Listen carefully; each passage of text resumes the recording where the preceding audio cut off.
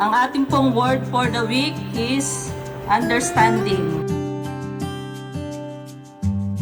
Tagalog means pag-unawa, pang-unawa, pagkakaunawaan o pag-intindi.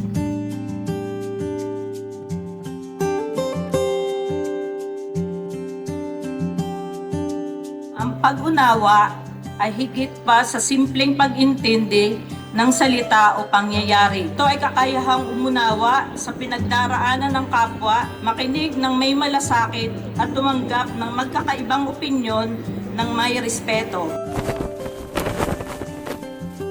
Sa isang pamayanan, ang pag-unawa ay nagsisilbing tulay na nagdudugtong sa bawat mamamayan, anumang edad, katayuan o pinagmulan.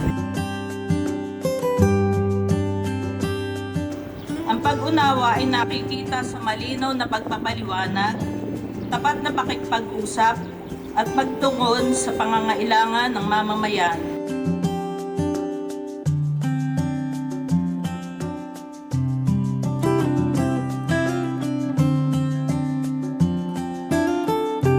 Kapag may pag-unawa, may pagkakaisa.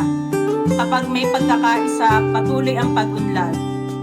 Iparamdam natin ang pag-unawa sa isip, sa salita, at higit sa lahat, sa gawa. Maraming salamat po.